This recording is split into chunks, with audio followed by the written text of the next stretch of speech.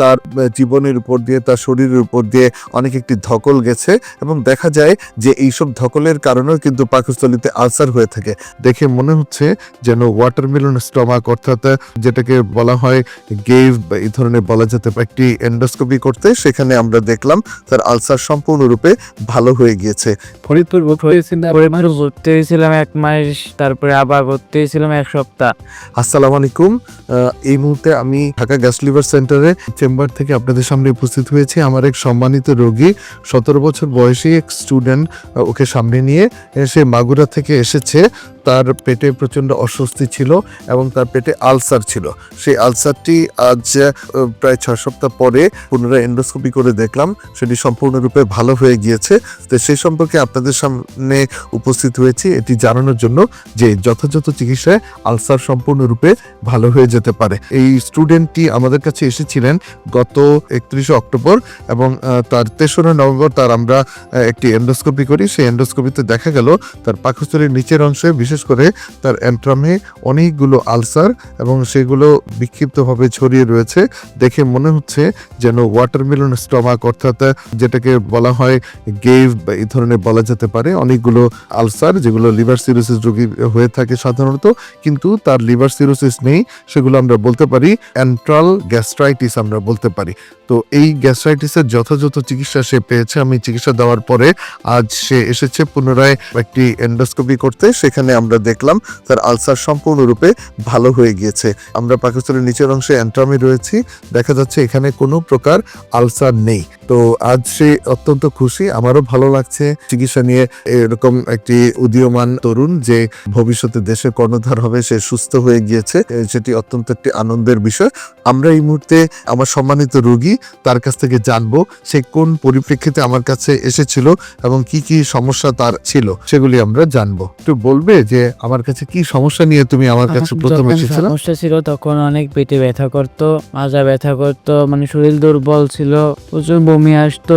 এইসব কারণে আপনার কাছে ফরিদপুর ভর্তি হয়েছিলাম 1 মাস, তারপরে আবার ভর্তি হয়েছিলাম 1 সপ্তাহ। অনেক ওষুধপাতি চলার পরে তারপরে অনেক ছিল অনেক। তার এখন গাড়িতে ভালো হয় নাই, ঢাকা থেকে আসছে। ঢাকায় থেকে আসে স্যারের দেখায়, ইনশাল্লাহ এখন সুস্থ হয়ে গেছে। ইনশাল্লাহ আমার ভাগ্নে ইনশাল্লাহ খুব এখন সুস্থ হয়ে যায়। স্যারের মিষ্টি খাওয়াবো, আল্লাহ যদি বাঁচায়। অনেক ধন্যবাদ এবং কৃতজ্ঞতা আপনাদের প্রতি।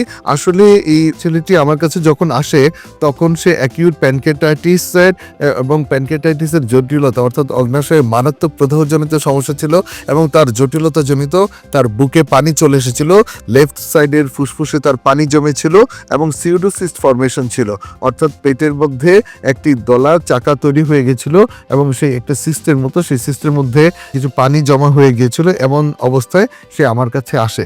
তো যথাযথ চিকিৎসা আমি দিয়েছি। পরম করুণাময় অসীম দয়ালু আল্লাহর অশেষ রহমতে তার সিউডোসিসটি বর্তমানে চলে গিয়েছে এবং বুকের পানিও চলে গিয়েছে এবং অ্যাকিউট প্যানক্রিয়াটাইটিস যে ছিল, প্রদাহজনিত যে সমস্যা, সেগুলিও সাবসাইড করেছে। তো এই অবস্থায় তখন তার এন্ডোস্কোপি করে দেখা যায় তার পাকস্থলীর নিচের অংশে অ্যান্ট্রামে আলসার ছিল।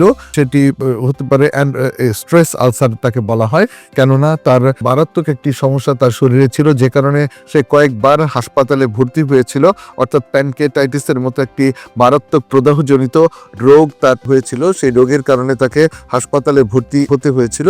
তো এই যে হাসপাতালে ভর্তি হয়ে সে চিকিৎসা নিল, এর জন্য তার একটা স্ট্রেসফুল একটা কন্ডিশন, অর্থাৎ তার জীবনের উপর দিয়ে, তার শরীরের উপর দিয়ে অনেক একটি ধকল গেছে এবং দেখা যায় যে এইসব ধকলের কারণেও কিন্তু পাকস্থলীতে আলসার হয়ে থাকে, যাকে আমরা স্ট্রেস আলসার বলে থাকি। তো তেমনি তার আলসার হয়েছিল স্ট্রেস আলসার, যেটি আবার যথাযথ চিকিৎসায় আজ সম্পূর্ণরূপে নিরাময় লাভ করেছে।